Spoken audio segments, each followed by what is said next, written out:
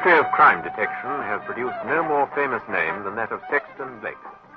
We present William Franklyn as Sexton Blake, with David Gregory as his assistant tinker and Heather Chasen as his secretary, Paula Dane, in a new series of case histories by Donald Stuart.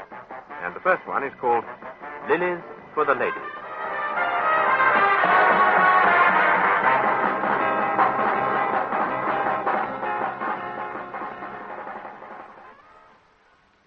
Chuck over the toast, Governor. Can I have the toast, please? Eh?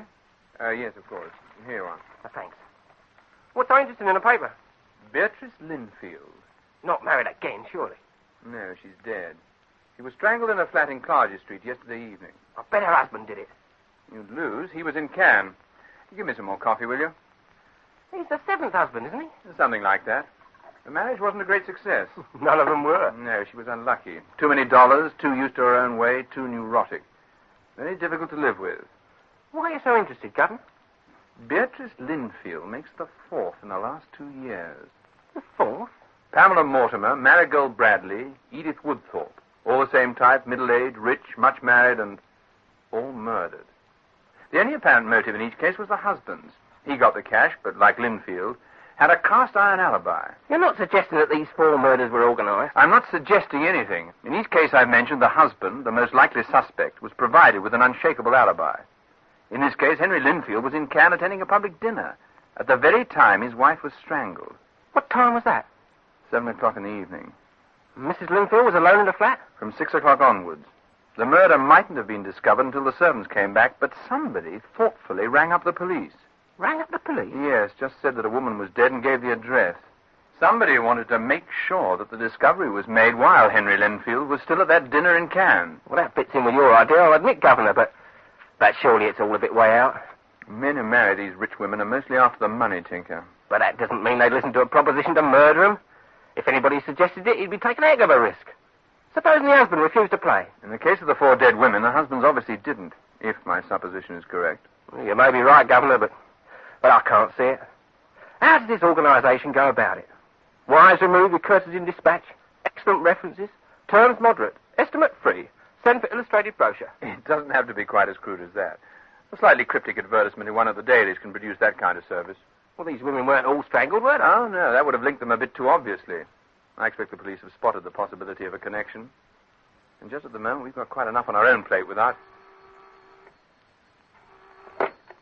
Mr. Sexton Blake's residence? No, this is his assistant speaking. Who did you say? Well, if you hold on, I'll see. Henry Linfield wants to speak to you, Governor. Henry Linfield? Where's he calling from? Well, London Airport. He sounded a bit of a flap. Give me the phone. Sexton Blake speaking. Yes, I know. I've just seen it in the paper. I see. When? Very well, I'll expect you. Yes. Goodbye. What does he want? Advice. He's coming straight here from the airport. Before he sees the police? I think that's rather the point. He's flown in on an earlier flight. They don't expect him yet. Interesting, eh? Did he sound to you in the flat? He sounded very tense. It looks as if we might have to make some extra room on that plate after all. Will you check this report, Mr. Blake? I've done 3 carbons. Oh, thanks, Paula. I'll run through them. Have you been through to Chief Inspector Coots? I can't get him. He's not at the yard. Did you try the flat in Clarges Street? Yes, he's not there either. Sergeant Bates doesn't know where he's gone. Good old Coots. I bet he's tackling the job with the energy of a bulldozer gone berserk. Don't underestimate Coots, Tinker. He lacks imagination, but he's a very sound man. I'll try the yard again. Keep on trying, Paula. Linfield hasn't turned up, has he? He's had loads of time to get here from the airport. It's over 3 hours since he rang up. The police may have been waiting at the airport in spite of that earlier flight. He'd have to deal with them first. There he is now. Will you see him right away? Yes, shoot him in. Getting impatient, isn't he? Oh, good morning. Can you tell me if Mr. Linfield is here? Who's that? I believe Mr. Blake is expecting him. He isn't here yet. Would you like to see Mr. Blake? Yes, I would, please. What name shall I say? Carr. Iris Carr. Well, if you'll just wait in my office, I'll see if Mr. Blake can see you. Did you hear that, Mr. Blake? Yes, bring her in, Paula. What's she like? Young, smartly dressed, very pretty. I wonder what she wants, Governor. Henry Linfield, apparently. Mr. Blake will see you. Oh, thank you. Miss Carr, Mr. Blake. Sit down, Miss Carr. You expected to find Mr. Linfield here? Yes. He told me he was coming to see you when he phoned me. He phoned this morning? Yes, early, just after 8, from London Airport. He said he was calling in to see me at the flat on his way here. When he didn't turn up, I thought I'd come round here and see what had happened. I was getting worried. Why? Well, you know about his wife. Did you know her, Miss Carr? No, I didn't. It was a terrible shock when I heard that You heard? You didn't read about it in the newspaper? No, Harry, Mr. Linfield told me when he rang up this morning. I see. Well, I can understand it being a shock, but why were you worried? Did you think that Mr. Linfield had anything to do with it? No, of course not. Well, how could he? He was in Cannes. So why were you worried? Because he didn't turn up at your flat? Well, yes, I suppose that was it. What can have happened to him? Where is he? Probably helping the police with their inquiries. Do you know why he was coming to see me? No, he didn't tell me. Did he sound at all agitated when he phoned you? Yes, very. I thought he was scared. Do you know of any reason why he should be? No, but that's how he sounded. Afraid. Excuse me. Yes, Paula? I've got Chief Inspector Coots on the line. Now, put him through, will you? Blake here, Coots. We've been trying to get you. Yes, I know. What? Where was this? I see. Where are you now? The yard, good. Do you mind if I come and see you? Yes. I'll explain then. Well, it might. No. So long, then. With you soon. Paula? Yes, Mr. Blake? I'm sending Miss Carr along to your office. Will you look after her? Give her some coffee. You know the way to my secretary's office, Miss Carr. Tinker and I have to go out, but I want you to stay here till we get back. We shan't be long. But supposing Mr. Linfield Just comes... leave everything to my secretary. Oh, very well. What was all that, eh, Doc Governor? I didn't want to say anything in front of the girl. Henry Linfield won't be coming. He's dead. Dead? Stabbed to death in a public call box at London Airport.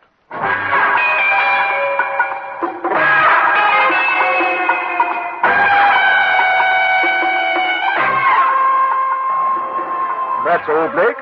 A man went to make a call. Found Linfield huddled on the floor of the call box. Gave the alarm to the airport police. They told our man who'd gone to meet the plane. He phoned me. You saw the body? Straight away. Heard you'd been trying to get me when I got back. What time was he found? 20 minutes past 8 this morning. I was at Clarges Street. He was stabbed in the back. Died almost at once, but not quite. Scrawled the word Sam in the dust. Sam? Mean anything to you? No. Linfield phoned me to ask if he could see me. Conversation was brief and to the point. He gave no information. Look here, Blake. How do you come into this? You say Linfield phoned you? Yes, but I don't know why he wanted to see me. Perhaps he knew who killed his wife. Damn queer business. Like Pamela Mortimer, Marigold Bradley, and Edith Woodthorpe, eh? Funny you should say that. I've been thinking the same. No motives, husbands with cast-iron alibis, all very neat and slick, Coots. Too neat and slick. Agreed. Husbands the only ones to benefit, but none of them within miles of the victims. Witnesses to prove it. Extremely well organized, eh? Now, what are you getting at, Blake? Now, who'd be fool enough to commit murder to benefit somebody else? Someone who was getting a large slice of the profit. Oh, come now. Might be possible in one case, but not in 4. Can you see anybody saying to a chap, how much will you pay me if I bump off your wife so that you come into the money?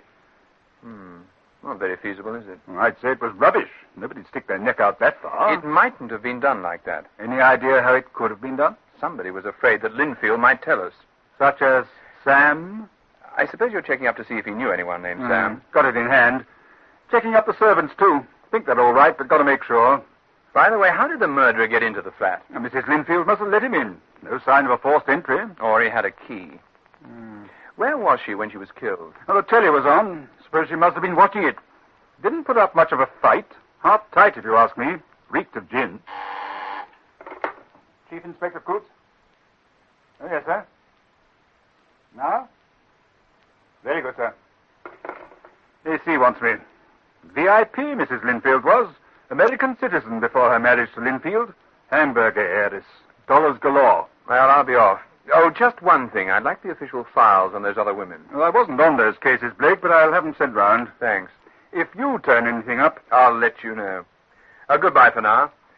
Don't let the commissioner get you down. I won't. I'm all right now, Mr. Blake.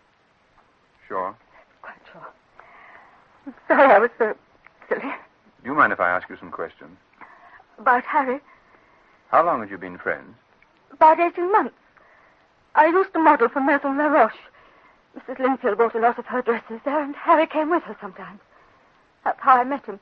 I see. He was very unhappy. Mrs. Linfield wasn't a nice woman. She drank quite a lot. She used to have fits of temper and rave at him. So he spent as much time as he could with you? Yes. Mrs. Linfield had no idea? No. Did he talk to you about his friends, people he knew? Sometimes. He had to meet a lot of people. Mrs. Linfield entertained a good bit, you see. And... Did he ever mention anyone named Sam? Sam? No, I don't think so. No, I'm sure he didn't. Well, thank you, Miss Carr. Now you'd better go home.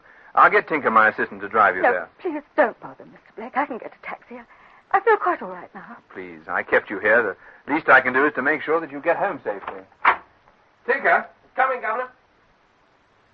One last question before you go, Miss Carr. Have you any idea who arranged this trip to Cannes? Was it Mr. Linfield's wife, by any chance? Oh, no, it wasn't Mrs. Linfield. I believe it had something to do with the Samaritan Club. What did you... Just a minute, Tinker. Did you say the Samaritan Club, Miss Carr? Yes. What is the Samaritan Club? Well, I don't really know. Harry mentioned it once, but I don't know anything about it. Thank you, Miss Carr. Tinker, take Miss Carr home to her flat, will you? With pleasure. Oh, you've been very kind, Mr. Blake. Oh, nonsense. Look after yourself and don't worry too much. Ask Paula to come in, Tinker, as you go out. Okay, Governor. Come along, Miss Carr.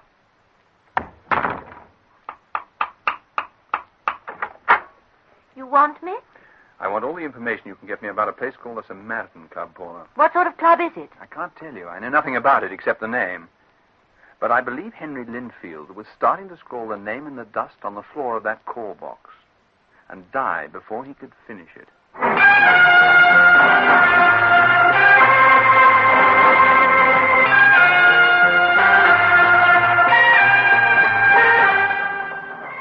Sorry I've been so long, Governor. Hope you didn't want me for anything. It would have been all the same if I had. What have you been up to? Well, I made Iris have a meal. She hadn't eaten anything at all. Didn't even have any breakfast. I felt sorry for the kid. It's remarkable how deeply you always sympathize with a pretty girl, Tinker. The more attractive she is, the deeper your sympathy. We only talked about Henry Linfield, so don't get any ideas, Governor. She was nuts about him. She's a right little honey. If you can detach your mind from beauty and distress for a moment, I've got a job for you. What is it? The Samaritan Club. Paula's got some gin on it, but I could do with some more. A lot more. Where is this place? In Hertford Street. It's run by a man with the unlikely name of Montague Glasspool. It's a membership club, very exclusive from what I can gather. And the membership is limited. Linfield was a member, was he? I'm pretty sure of it. Extremely expensive. Well, Iris says that Linfield never had any money. His wife kept him short of cash. She paid all the bills, but was mean with the spending money. That's interesting. Go along and see what you can find out about this place. Pick up all the gossip you can. I doubt if you'll get any information from the people connected with the club, but people in the immediate neighborhood may talk. I'll do my best, Governor. And take care, Tinker. Keep your eyes skinned. Henry Linfield didn't stab himself. I remember when all these here houses belonged to the gentry. Townhouses, they called them. Used to work as a boot boy at one of them, I did. Now look at them. Officers. And these here clubs. And the gambling. The Samaritan Club looks a posh sort of place. What used to be Lord Larkin's place? Oh, used to run errands for him, I did. Had a nifty little piece for a housemaid, he did. Cool. And now you work for Montague Glasspool, eh? That's right. Cool, what a difference. Thinks he's class, but he ain't. Wouldn't have got near Hartford Street in the old days. Well, here's luck. Cheers. Glasspool lives in the club, doesn't he? He got a flat on the top floor where the servants used to sleep. That little housemaid I was telling you about, she slept in the room he uses as a bathroom.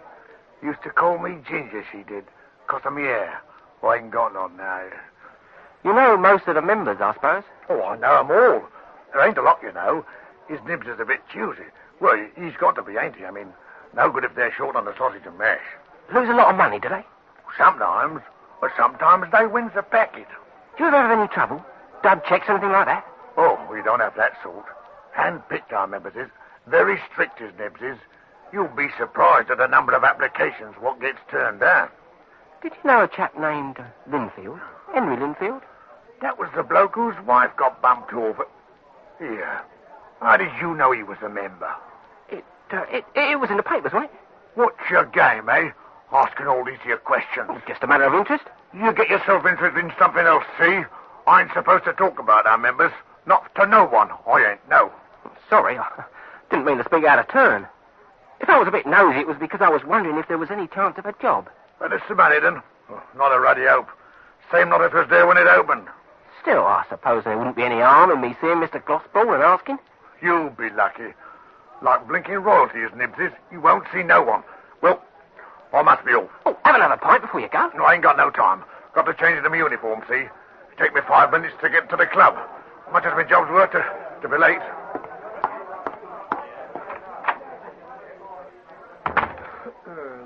I was in the saloon bar near the glass partition.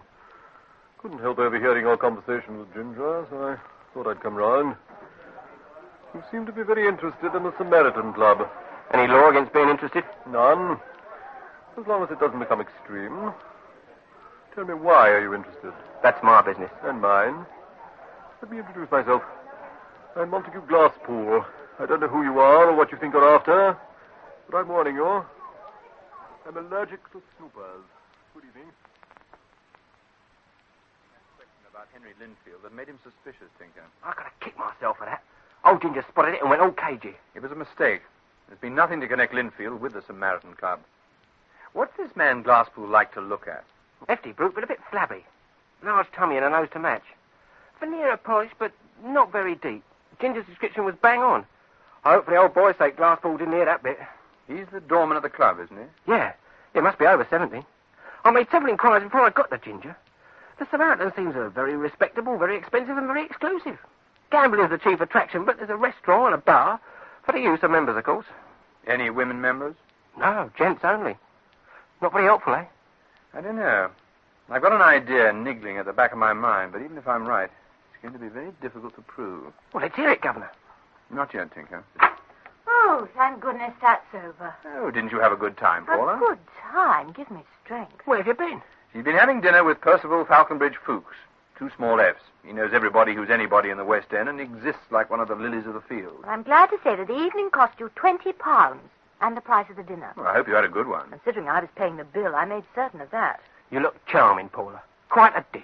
Well, it didn't stir any response in the breast of that tadpole. The only thing that stirs any response in the breast of Mr. Falconbridge Fuchs is the welfare of Mr. Falconbridge Fuchs. Did you get anything? Yes, I think so.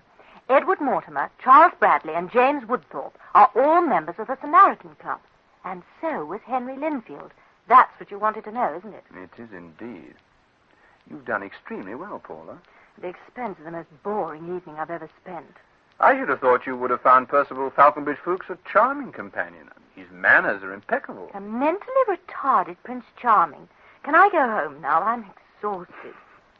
Yes, Paula, and thanks very much. Oh, don't worry. I shall charge you overtime. Good night. See you both in the morning.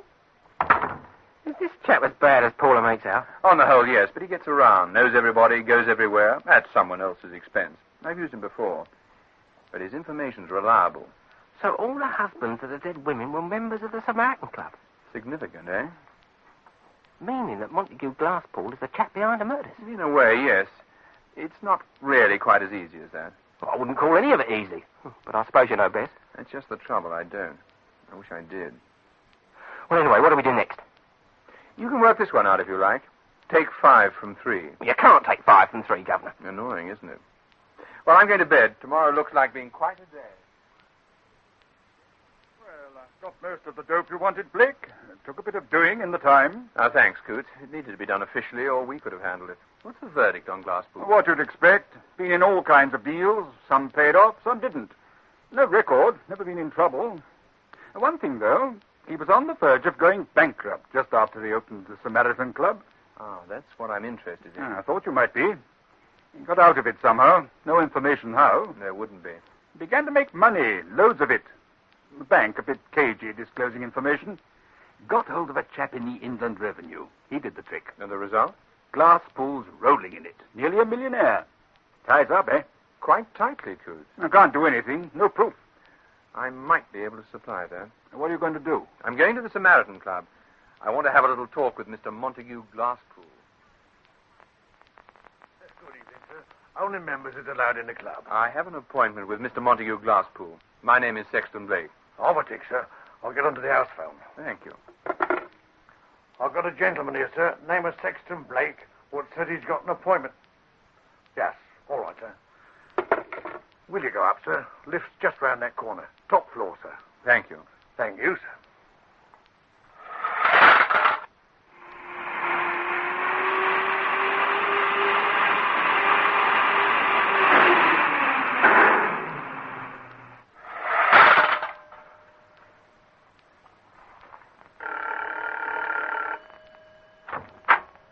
I don't know what this is all about. Would you better come in?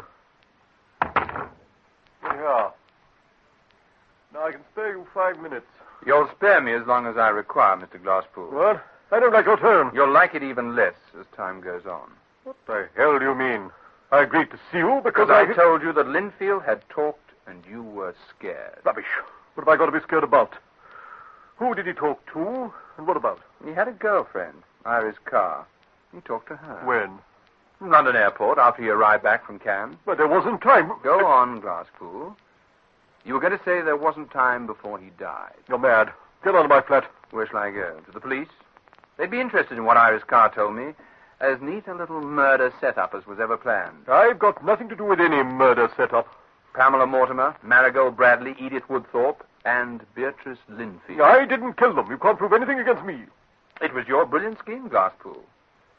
If Mrs. Bradley's husband kills Mrs. Mortimer, while Edward Mortimer is provided with a perfect alibi, no suspicion can attach to Mortimer, although he inherits his wife's fortune. Bradley has no motive, so he's safe. Or again, if Mortimer kills Mrs. Bradley, and Bradley is supplied with an alibi, no suspicion can touch him. It's ridiculous. Fantastic. Do you think these men would commit murder because I asked them? Well, they had to, didn't they? They owed you so much money, they had to dance when you called the tune. You threatened to tell their wives, and they knew the result of that. They'd have been kicked out without a penny. Your way, they got a fortune.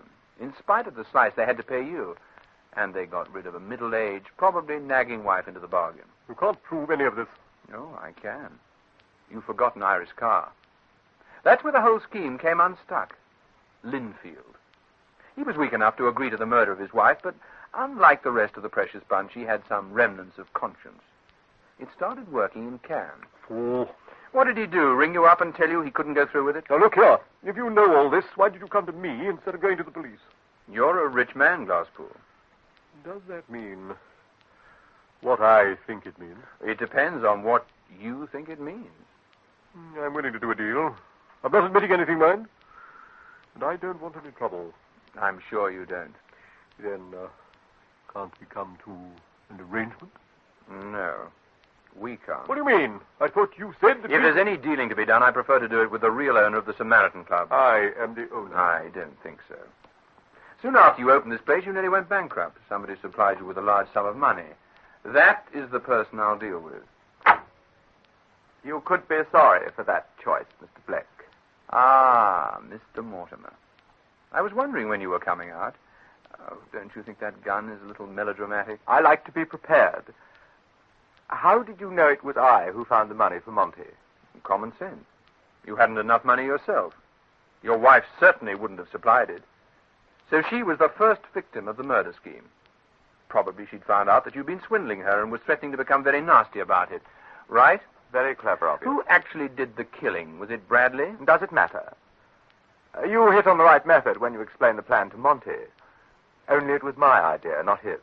5 murders and only 3 people to do them. Somebody must have worked overtime. Was it you, Mortimer? Please yourself. It won't matter. No, I suppose not. They'll sort it out at the trial. Oh, there isn't going to be any trial. We were going to discuss a deal, remember? I never discuss deals at the point of a gun. It gives the other side too much advantage. Put the damn thing away, Mortimer. You couldn't use it even if you wanted to. Makes too much noise. Shall we continue with the deal? You haven't a great advantage, have you? No, not really. I mean, nothing that's been said here counts. It's only your word against ours. Iris Carr. I've an idea you're bluffing there, Blake. I doubt if Linfield would have poured out the whole story over the telephone, particularly as he intended coming to see you. But as Monty said, we don't want a lot of trouble. Anything of that sort attaching to the Samaritan would be so bad for business.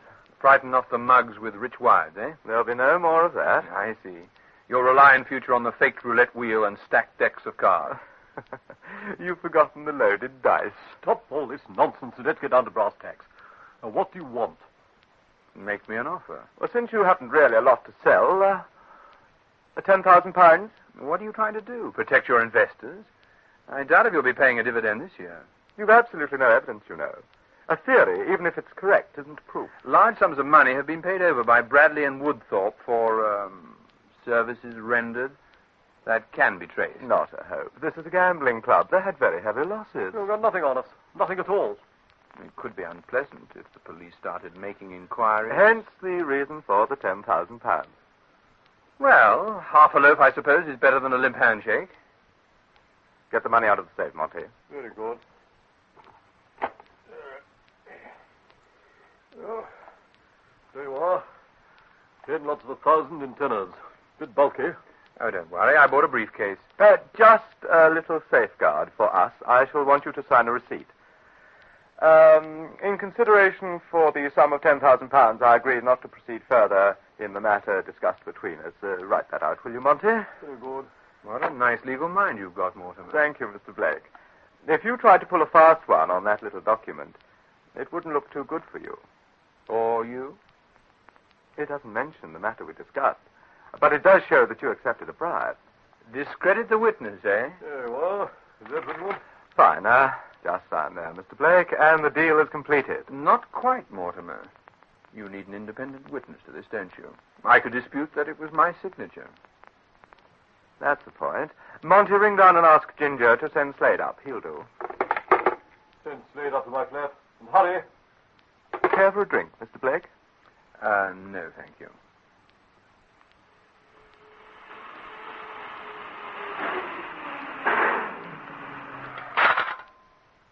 That's Slade. I'll go and let him in. Oh, the devil! I'm Detective Chief Inspector Cooper. Come in, Coots. Tinker gave me the letter you left.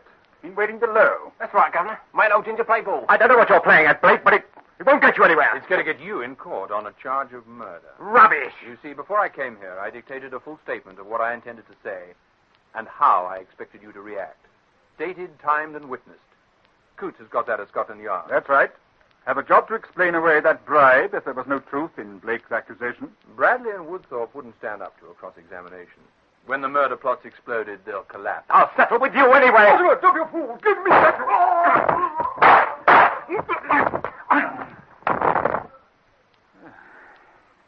That'll keep Mortimer quiet for a bit. Hurt my knuckles. Oh, well done, Coots, but the gospel's in a bad way. Go and find a doctor, Tinker, quickly. Okay, Governor. I hope he survives long enough to make a statement. You took a risk. And to play it off the cuff. Hadn't you better get Mortimer away before he comes round? That was a beautiful right cross, Coots. Bit of sheer luck, Blake. I'll phone for a police car. What's this place called? The Samaritan Club? Yes. Ironical, isn't it?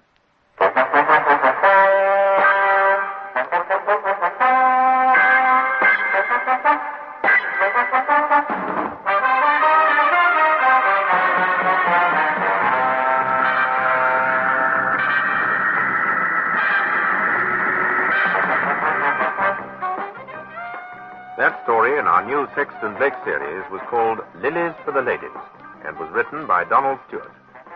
William Franklyn was Sexton Blake, David Gregory Tinker, and Heather Chasen Paula. Iris Carr was played by Hilda Schroeder, Detective Chief Inspector Coots by Wilfred Carter, Ginger Norman Mitchell, Montague Glasspool Basil Jones, and Edward Mortimer was played by James Beck. The series was devised for radio by Philip Ridgeway and produced by Alastair Scott-Johnston.